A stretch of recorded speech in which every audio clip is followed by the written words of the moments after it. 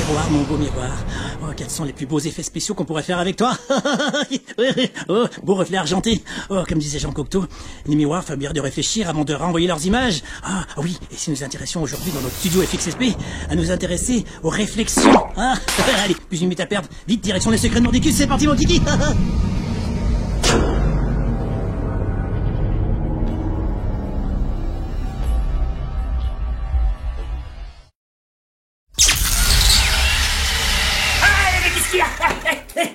Mais qu'est-ce qu'il y a ici? Qui c'est qui est là? Oh, oh! Y a quelqu'un? C'est vrai, Ah! Ça c'est moi, je suis bête. Je me vois dans le miroir. Ah! Mais qu'est-ce que vous faites là, vous? Mais écoutez, j'ai pris un petit peu de bon temps, je suis allé à la plage avec le téléspace-spontaneum. Ouais, bah y a pas de mal. Ah, mais c'est vous qui avez monté les transportaniums? Moi qui le cherchais depuis très longtemps. Ouais, qu'est-ce qu'il y a? Mais qu'est-ce que vous débarquez ici en pleine nuit, là? Mais y a le décalage horaire aussi en même temps. Le décalage horaire, ah mais oui. Bon, ben puisque vous êtes là, ce que je vous propose, c'est de participer à l'épisode du jour, oui. On va s'intéresser à ceci, les miroirs. Et on va commencer, vu la tronche de votre quin, on va commencer par les miroirs, déformants. Allez, c'est parti mon kiki. Ah, oui, Et pour commencer sur les miroirs, on va commencer par les miroirs déformants. Alors bien sûr, la question qu'on pourrait se poser, c'est bien évidemment, qu'est-ce qu'un miroir déformant? Ouais, c'est quoi un miroir déformant? C'est ceci là. Il s'agit d'une plaque métallique polie qui permet de refléter son image. Mais suivant la courbure que vous allez donner à votre plaque, vous allez obtenir une image projetée carrément déformée. C'est ainsi que vous allez vous retrouver allongé, rapetissi, grossi, arrondi, de toute forme possible. Oh, on utilise beaucoup ça dans les foires, les parcs d'attractions, on fait ça amuse la galerie. Eh oui. Oh, et cette plaque métallique, on l'a retrouvée également pour les effets spéciaux de pluie. Effectivement, pour faire le bruit du tonnerre. On mettait la plaque métallique en hauteur et on faisait vibrer. Et on obtenait donc le son du tonnerre. D'ailleurs, est-ce qu'on peut aller voir nos tronches un peu là-dedans, non? Ça peut être rigolo. Ah oui, bonne idée. Allons voir nos tronches. La tête de carambouille. Il n'y a pas de quoi se monter le bourrichon. Hein. Enfin, quoi que ça déforme un peu et ça amincit. Oui, on va s'intéresser aujourd'hui aux miroirs, effectivement, qui sont encore très utilisés de nos jours au théâtre, au cinéma. Alors au tout début, c'était des miroirs en plaque métallique, qui furent remplacés par la suite des miroirs en verre. Mais avant de s'intéresser aux miroirs plans, oui, parce que les miroirs concaves et convexes... on s'en balance. Oui, il est grand temps de s'intéresser à un phénomène physique qui s'appelle... la réflexion. Allez, c'est parti mon kiki. Principe de réflexion. Alors, qu'est-ce que c'est le principe de réflexion? Regardez mon petit schéma. Vous avez donc une lumière incidente qui arrive sur une surface. Et trois phénomènes est possible. Vous avez donc une lumière réfléchie, une lumière absorbée et une lumière, bien sûr, transmise. Mais il n'y aura pas de petite lumière diffuse aussi? Mais non, il n'y a pas de lumière diffuse, parce que si c'est ça, c'est un miroir. Il n'y a pas de lumière diffuse. Votre miroir, il est là. À moins que ce soit un miroir avec des formes bizarroïdes, mais non, c'est un miroir. Un miroir, c'est une lumière donc incidente. Voilà, je vais vous expliquer. C'est simple. Si je prends une petite démonstration, je prends un miroir standard que je pose ici. Si vous mettez votre tête ici et que je mets un projecteur, comme ceci, regardez, j'éclaire votre visage. Tac. Oh, mais c'est magique, quoi. Je me crois revenu à Tahiti. Oui, parce que la lumière tombe là-dessus, et à 45 degrés, et vient sur votre surface. Vous avez compris maintenant? Oui, sur ma poire, quoi. Voilà. Alors, dans le miroir d'action, je vous propose une deuxième expérience, où je vais faire apparaître la tête de Henry Williams grâce à une vitre à 45 degrés. Allez, regardez. Henry, vous êtes où? Alors Henry, qu'est-ce que ça donne? C'est génial. C'est génial, ouais. Allez.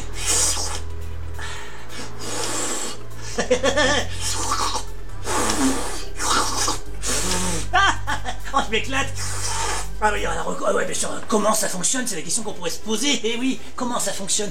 Regardez, c'est tout simple. Il suffit de mettre une vitre à 45 degrés, un projecteur qui va éclairer Henry Williams. Henry Williams se reflète dans la vitre, qui se reflète dans l'appareil photo. Et moi, bien sûr, je passe à travers. Coucou, je suis là à travers.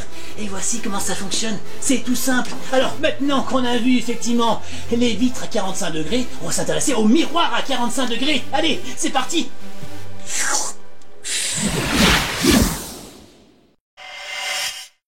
Alors très vite les magiciens utilisèrent ce système à 45 degrés.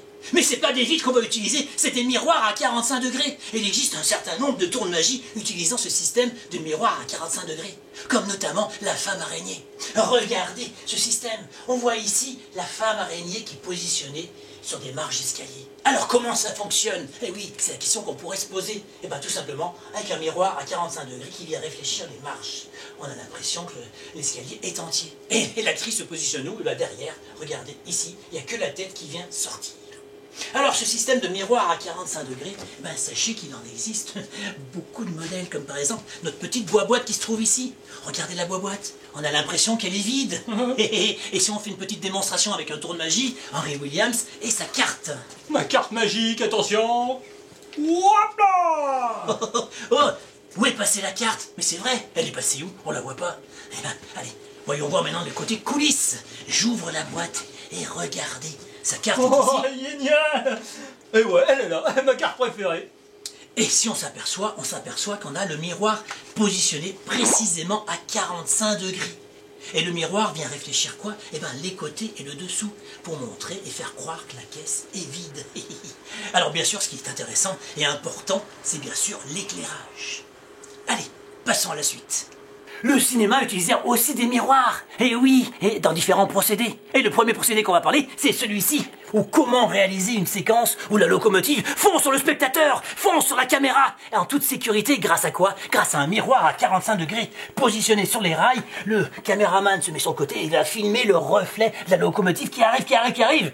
Et tant pis pour le miroir, hein. Au moins on a la séquence qui sera réalisée. Et le public sera ébahi par cette scène. Allez, autre procédé, le procédé Schuftan. 1926 sort au cinéma un film qui s'appelle Métropolis de Fritz Lang. Et parmi les techniciens de ce film, il y a un certain Eugène Schuftan, qui va laisser son nom au procédé Schuftan. Mais qu'est-ce que le procédé Schuftan? Eh bien tout simplement, c'est le procédé qui permet d'associer une maquette, un miroir à 45 degrés et un comédien. Ça permettait donc d'associer le comédien à une maquette. Comme par exemple ici, regardez la maquette, le miroir à 45 degrés et le comédien. Et pour que le comédien apparaisse, il suffisait de gratter certaines parties argentées du miroir pour le faire apparaître dans la maquette. On pourrait faire la même chose avec Henry Williams qui apparaît à l'entrée de cette maquette en mettant un miroir à 45 degrés et le gratter. Et ça permettait également de faire des agrandissements de décors.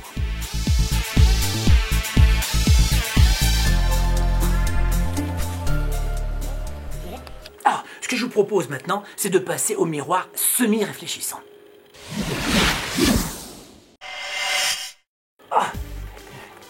Vous êtes là? Oui.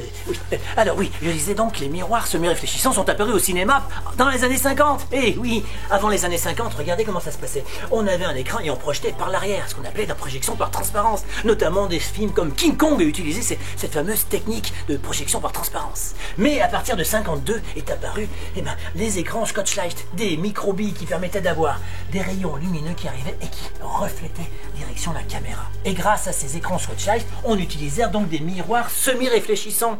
Alors la technique voulait qu'on avait un projecteur qui envoyait des images sur le miroir à 45 degrés qui reflétait donc sur l'écran Scotch-Light et le tout avec le comédien devant allait direction la caméra qui filmait. Alors bien sûr le comédien avait la projection sur lui, mais il suffisait de bien l'éclairer pour gommer la projection. Voilà. Ça, c'est pour les miroirs semi-réfléchissants. Et dans les tours de magie, on utilisait aussi les miroirs semi-réfléchissants, notamment dans le tour de magie le plus connu qui existe, le Pepper Ghost.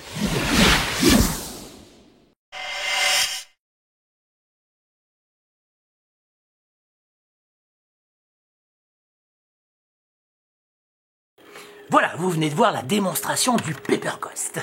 Alors, une illusion qui a fait le tour du monde et qui date de 1862. Et oui, alors comment ça marche? Vous allez me dire, c'est pas sorcier, regardez la petite maquette qui est là. Le public se met devant et regarde une séquence qui se trouve dans le décor numéro 1, où il y a toute l'action qui se déroule.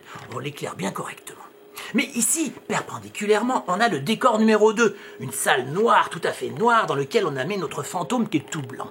Et le fait de l'éclairer tout doucement ou de l'éteindre tout doucement fait que l'image de ce fantôme, grâce à la vitre à 45 degrés ou miroir semi-réfléchissant, se reflète dans les yeux du spectateur qui associe donc le fantôme au décor numéro 1. C'est pas magique tout ça? C'est génial ce Pepper Ghost. Pepper Ghost, effectivement.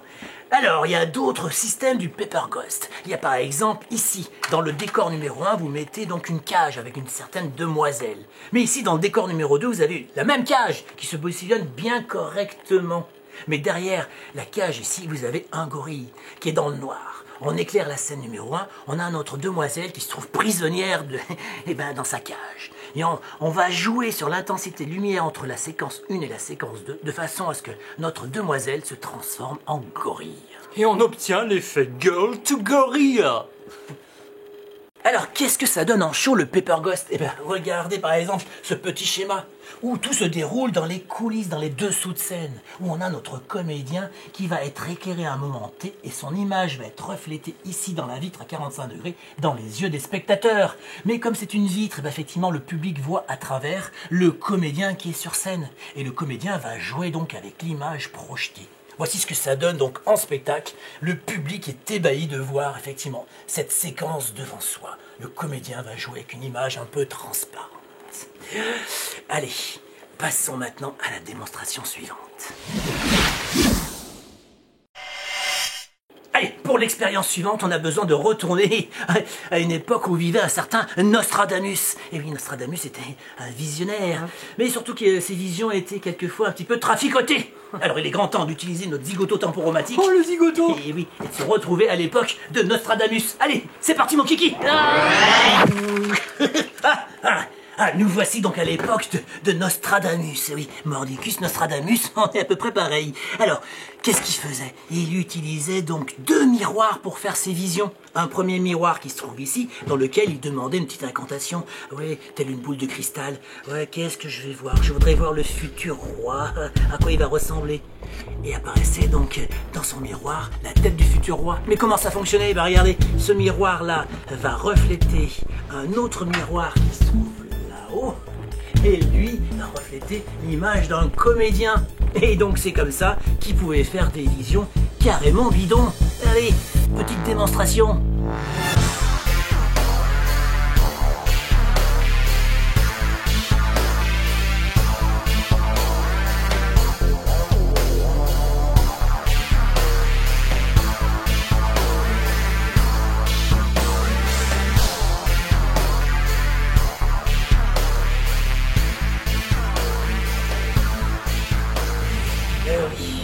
On peut également simuler des faux effets de miroir en utilisant quoi? Un cadre en bois dans lequel vous allez glisser une télé.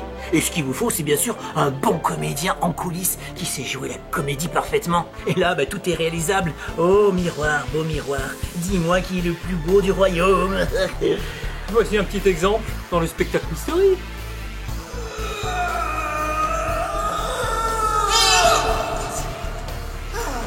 J'adore quand on voit que la pince comme ça. Continue à gigoter le chiffre, c'est ça y est. Voilà bien des années que je n'ai pas eu le temps de compagniser ça, les gars.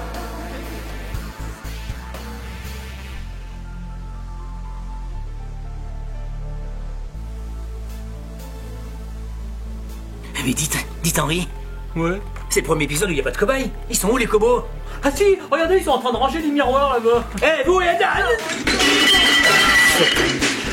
Bon, pas de miroir, pas de cobaye. Oh, en attendant, si vous avez des questions, n'hésitez pas à nous écrire sous la vidéo, on vous répondra. Et on se donne rendez-vous pour un prochain numéro. Ouais. Allez, bye bye. Ah, c'est là. Ah oui, ok. Ah, vous êtes là. Ouais.